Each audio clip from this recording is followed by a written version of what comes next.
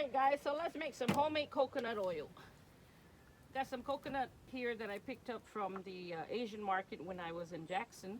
I remember when I was in North Carolina, they actually thought that the coconut grew on trees just like this. But no, it actually has a husk to it. I am going to include a video from Chief Cap Teo Tafiki from the Polynesian Culture Center. Check it out, right here. Right here, touch that.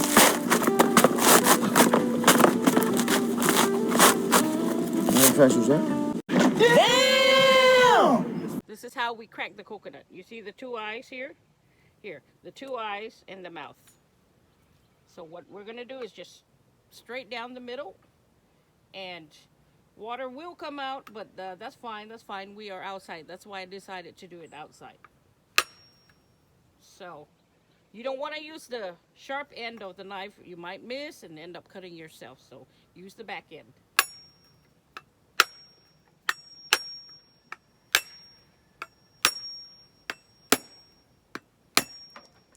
All right. Woo, you see that water? Here we go.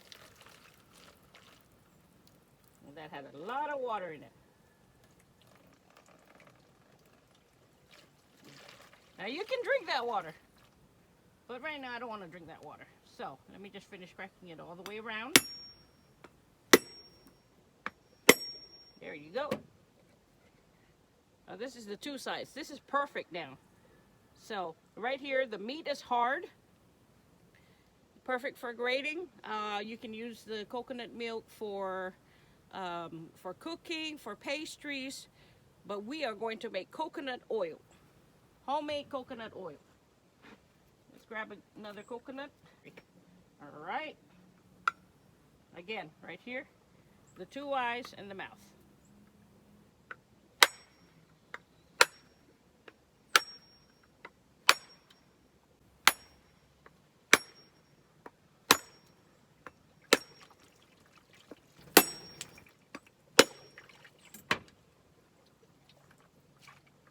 All righty. There you go. There's another one. Now back home, a coconut tree is known as the tree of life because they use every part of the coconut. The coconut trunk, for example, can be used as pillars to build huts. The coconut leaves are used for decoration. Sometimes they make hats or headbands, or they weave it together for the roof of the hut. So the husk of the coconut, they use it to build fire, for example. And I remember as a little girl, my grandmother used it to brush her teeth. What little teeth she had, by the way.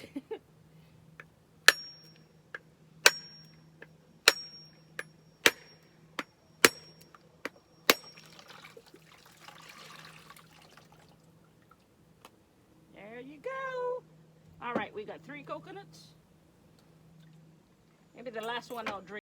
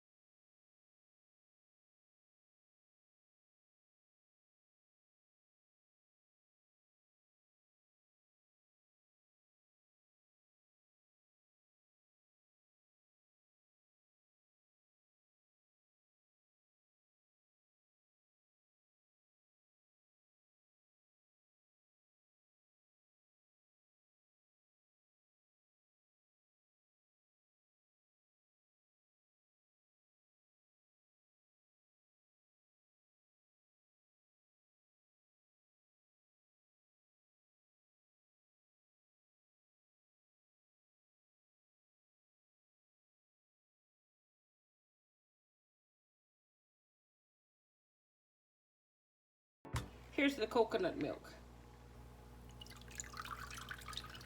I will be straining this again with a smaller strainer. So this is what came out after I squeezed all the milk out. This is not going to waste. This is going to the chickens. The chickens will eat this. Okay, so I will be straining this one more time.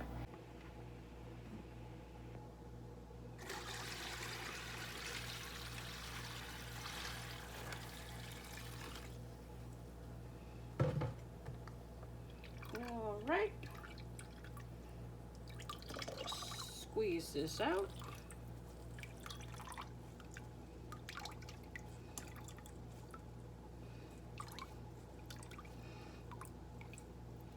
Right, this is going to the chickens. Okay, yep. No more big chunks. So that's good. Go ahead, put that back. We'll strain this one more time, guys.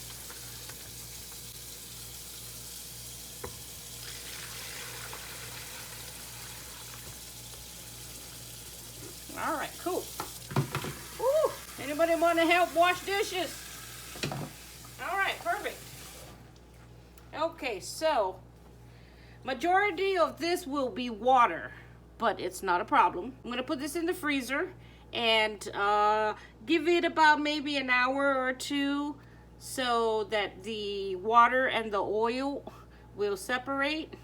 All right, so I got it in the freezer now. Just gonna give it about an hour or two just for the water and the milk to separate, and then I will show you the next process. By the way, guys, if you like this kinds of videos, please give me a thumbs up and share if you like. And thank you for joining me. All right, guys, so the milk is frozen now. I'm just going to separate it. See how it's separated? So that's the water, and that is the coconut milk. So I'm just gonna scrape the top. Even if you get a little water into your pot, it's not a problem. Water evaporates. We will be cooking this. So this here is about 99% coconut milk, because remember, it was frozen and when I removed it, but you can already see it's got the texture, and just rubbing it, you've got the oil already. It's already oily.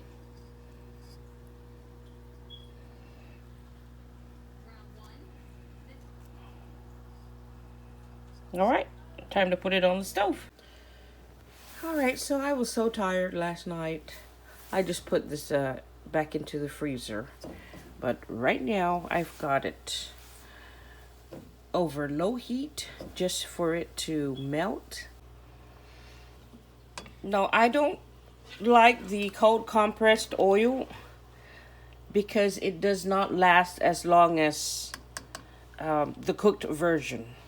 One of the reasons why we like it cooked is because back home, the men folk, they go free diving at night for lobster and reef fish, and they rub the coconut oil on their bodies before going into the water, and it actually keeps them warm. All right, so I'm gonna try to do this with one hand. I'm holding the camera right now, but I just wanted to show you. See, even just the curd, you see how oily it will be. All right, let me just put that there. Ooh, that's hot. But anyways, all right. There you go. You can see the shimmering shine of the oil.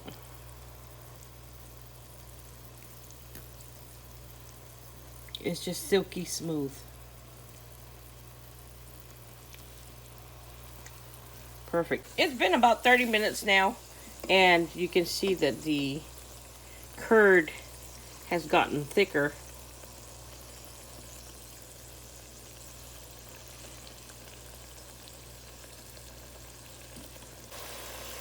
Right, guys, it's been like 40 minutes, and I think I will stop it now.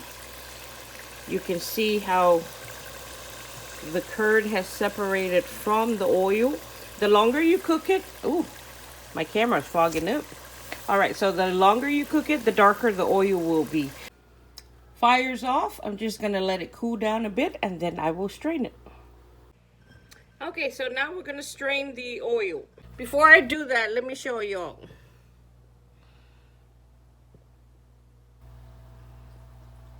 Do you see all that curd there in the bottom? I don't know if you can tell. Look, all that curd, and then the oil is separated.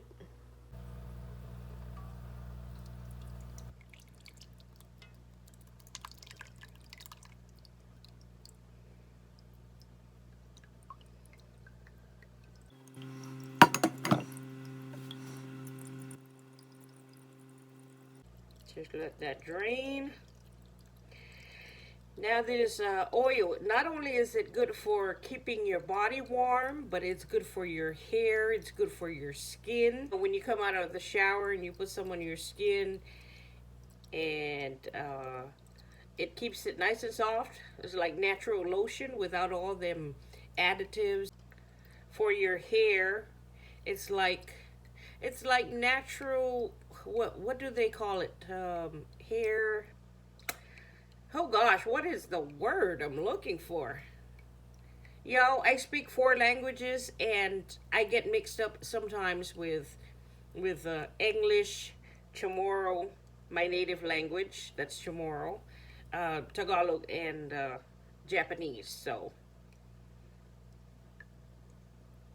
y'all gonna have to forgive me. Sometimes I struggle with words, and I have to try to translate it in another language to see if I can get the word out in English. And just squeeze some of that.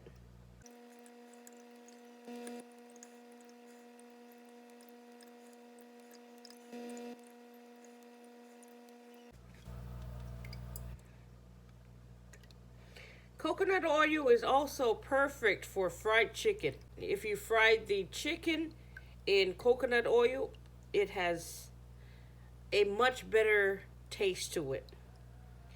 That's my opinion, of course. Yo, you see that leftover, the curd? You can grab a little, use it for your stir fry, and it actually gives it a real good coconut taste. I know not everybody likes coconut, but just giving y'all ideas for those who do like coconut. Then here's your oil. I'm just going to strain it again one more time, and I'm actually going to strain it into this jar now.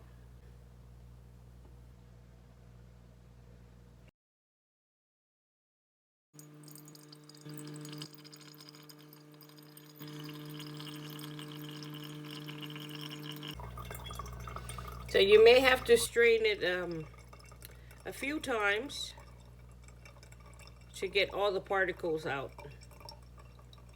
You know, those little curds out. But to be honest, I really don't mind it at all. It don't bother me none.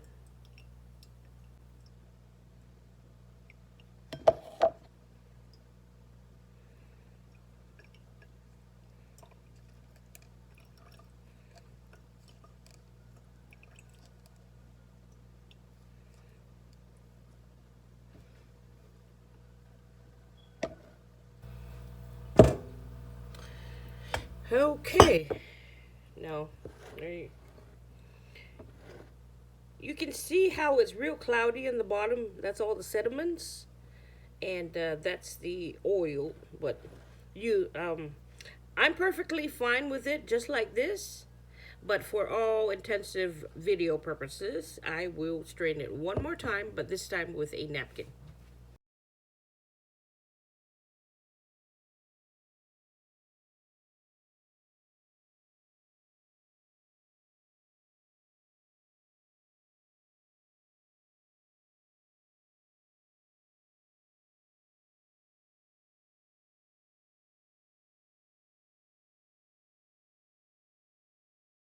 Put coconut oil on my hair, so it'll do it some good.